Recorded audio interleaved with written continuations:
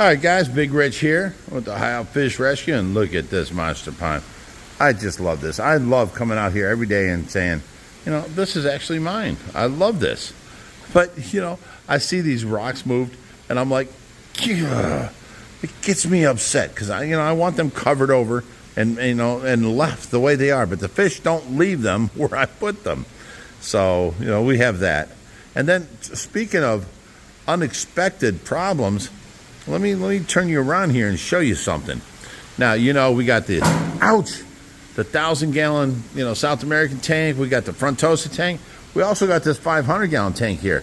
And remember, we had to put a 1-inch rod in here to seal it, to fix it in the first place because that corner was broken. Well, we did that, and we're raising our fish in here, and everybody's doing good. And, everything's doing fine until, Josh tells me about something. What'd you find, Josh? Well, you guys remember this seam popped here. You can see it pop from about here all the way down to here. Yeah. And then there was another break from here to here. You see how it's all white right here? Not good. That's a good seal right there. And it broke there. So, it came apart. We put a whole 1-inch rod in there and siliconed it together, and that's been holding. Now in this corner, you can see the same whiteness right there for about a foot. You can actually see this crack in there. It came in. And all the way down to here. It's like a big C. Yeah. Now, this is a 10-core tank. Absolute garbage. This tank, let alone 4 foot tall, should have never been done out of 1-inch thick acrylic. Did you look on the top and see if that's 1-inch thick? It's all 1 inch. All 1 inch? Yeah. Yeah, anything over 36 inches or 40 inches should be 1 1/4 inches of acrylic. Even though it's only 4 foot wide, 4 foot tall. The problem is the pressure, the depth of it. Yeah. Anything over 40 inches should be 1 1/4 inch. I don't care if it's 17 foot long or 5 foot long or 4 foot like this. The pressure of the depth of the water is what gets you. So now that means we got to take this tank back off the system, take all the fish all the way out. Do the same rod fix in this corner here. And then while we're at it, you might as well do them back 2 corners, because if it happened here, it happened here, it's going to happen there if it hasn't started already. So this is a tank that's going to be down for some time. You can even see some white hazing here on the seam. So, if you ever get... We should actually do a 1-inch, seam across the bottom, a 1-inch rod all the way across the bottom, too. Yeah. Well, you just know if you get an acrylic tank, a company like Tenacor, you'd think they would know their shit and know that, this tank wouldn't hold for that long. Well, they did go out of business. Well, that's what I'm saying. We have Tenacor tanks in there that are built nice, but this could have been something they were trying to get done quick or use some scraps. I don't know. We always want to be careful with the acrylic tanks that you buy. You're buying into the manufacturer at that point. Right. So, just because it has a good name on it doesn't mean it's a good tank. You really have to do your due diligence and know exactly what you're buying. To us, it really doesn't matter if 500 gallons pours onto the floor, because it's a cement floor out here. But all them fish will lose their lives. If this pops, it'll come down to here. Right, and they won't lose. It's not right. a big deal. But, to the most people, they'd be freaking out. Oh, my God, 500 gallons about to break. We'll fix it when it finally goes, Right. It's just. And then when it goes, do they have the technology to do what we do and just put a rod in there and silicone it, or not silicone it, but what's it called? Welded in with what's it called? Acrylic weld. Acrylic weld on. The pieces you need, So we had to custom order these from the acrylic shop. So this was a 1-inch. You can see it's a 1-inch by 1-inch rod that we put into this corner all the way down, and you don't see it that much, but we need to do it on all 4 corners now and the whole across the floor to make sure. It looks like shit. You got all you these do see it. I know. So realistically, this should be covered up on the outside. Like we can take some black trim and cover it up here to where nobody sees it, but that's the tank was made. It should have stayed. It should have been capable of holding what they say, you know. It's just a 500-gallon tank. It's not that big of a deal. It's not that big of a loss. The problem is its depth. It's 4 foot deep. It's not just a 500-gallon tank. It's a high-pressure tank. Well, I'm just saying to us, even if we lose this tank altogether, it's not a big deal. Oh, I see what you're saying. Yeah, yeah. It's just a 500. Stop gallon, it. You know? Say that one more time. It's just a 500-gallon. Oh, we get them a dime a dozen. They're at every street corner. We can pick another one up. No problem. Now, over here at the Dwight Howard tank, you know, you see this wall here. Now, it's 1.25 inch acrylic. We were told it was 2-inch acrylic by Brett Raymer from, you know, Tanked. And we were going to cover the whole back wall. Now, see, if you come around here, let me go in here. That back wall, we could cover that. Everything's on the outside, the doors and everything. We could cover the inside wall with the 2-inch acrylic and be no problem. But now that it's only 1.25 inch, we don't know if we want to go 48 inches high and really dig it out and make it all a fish tank and then put an 1.25 inch in there, you know. I know it's going to be hard. We can cut these out, no problem. But see, if we cut these out, I have to sand this down and make this clear and see-through.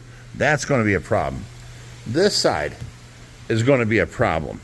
So that's why, I don't know, Josh is more on the lines. And see, that's the filtration there for the fish tank. It overflows right there at that level and then goes to there.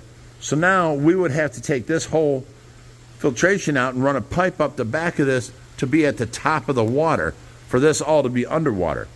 So, I mean, there's a lot to do with, you know, making this tank, you know, fish tank worthy instead of just half a tank, because this is only 100 gallons. But this would be over 1,000 gallons filled up with water. So that's another problem that we have with that. And, you know, it's just, you know, if somebody could use it for a little tank in front and then their reptiles, this would be a great tank. Let's say we fill this with archers and we have snakes up there and let a bunch of crickets go in there. The archers would be eating the crickets, you know. It would be a great, I don't know what you would call that. Not a paludarium, but I don't know. It's just, it would be really, really, really cool. So, you know, there's a lot of ifs and ands going on around this place. You know what I'm saying? Let me show you the next problem. Okay, here we are in the fish room, and you see this. Now, this is 11 foot by 44 inches. We only got 40 inches showing. So that's how we can have that at, you know, 48 inches, because that's only 1 inch thick of glass. Because we've got, you know, 4 to 6 inches on the bottom and 4 inches on top. It's only, you know, 40 inches showing of actual pressure. And it's more at the top than it is at the bottom. The difference here, this is glass. That is acrylic. On glass, you can use 3/4 inch glass all the way up to 4 foot. No, I would never do that. Yeah. 1.25 inch. On acrylic, yes. On glass, 3/4 is 4 foot. Because, you know, that last cube we had was all glass. It was 3/4 inch glass. Right. 4 and by 4. Did it bust on us?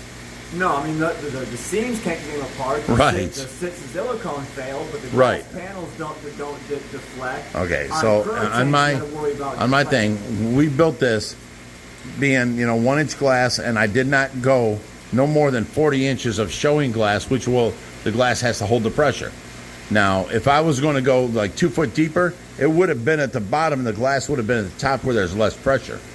So, you know, we built that. You know, if you want to say I overbuild things, fine. Say I overbuild things, but I don't have to go back and fix the things that I built.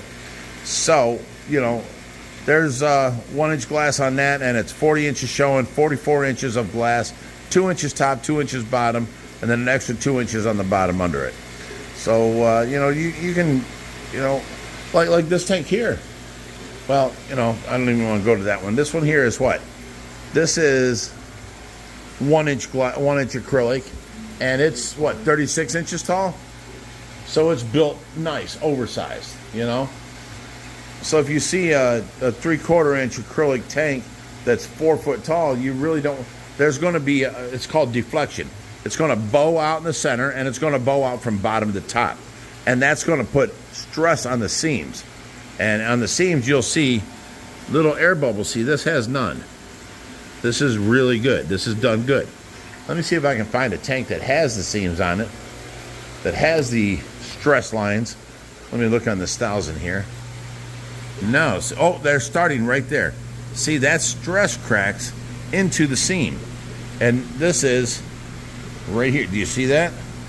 That's because there is a certain amount, if you look down the front, of deflection. Now that looks nice and straight, but when you look inside, you really can't see. But there is bowing from bottom to top and from side to side.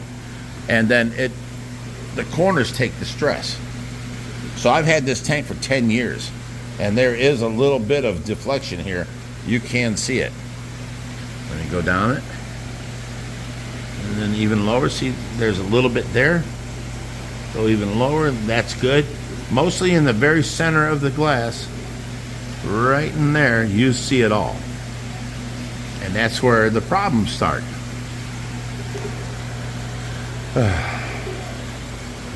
Let me see another tank, another acrylic tank. Let me see. See, the glass don't bend. Now, see here, you see these seams, clear as can be all the way up and down. Very nice. You know what I don't like? See how the silicone is blue? Somebody's used some methylate blue in here, which is, you know, no ick and all that stuff. Turns your fingers blue. And it turns the acrylic or the silicone blue. I hate that stuff. I like my silicone being nice and clear and white like this, or black as in a show tank. The black acrylic or the black silicone is the best. Let me see what else here. Do we see any more acrylic tanks? See, I could show you this one, but it don't have an edge that I can show you. Like this one here is very nice. I showed you that before. No deflection, no movement, because it's a short tank. Let me go out here and look out here. Not to mention, it's very hot in here. All right, so we're out here. Let me walk around the other side.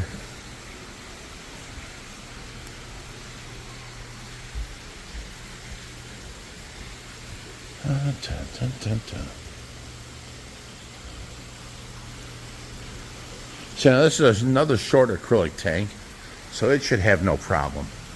Right, and its silicone, its seals, no problems. That's very short. Look at the size of that goonch though. Jeez. All right, and these are different. Okay, this is a tall acrylic tank over here. This is a 1,000-gallon tank, and it's tall. But look at that. That's 1.5 inches acrylic. Look how big that is. And there is no signs of stress in that silicone. So 4 foot tall, 1.5 inches.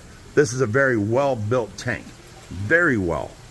You know, you don't think that's 1.5 inches, but you know, I'm Big Rich. I got these huge hands. Let me put my finger up to it. Look how big that is. That's huge. That acrylic is thick. So this tank here, we will have no problems with. Look at this side.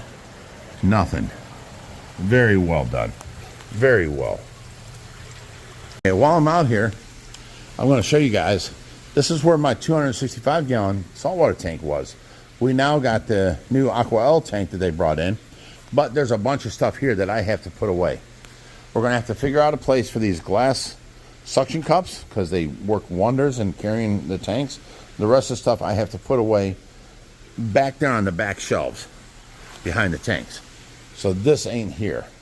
So I've got that to go through yet. And, you know, I'll get to it. It's a matter of time. It's a matter of time.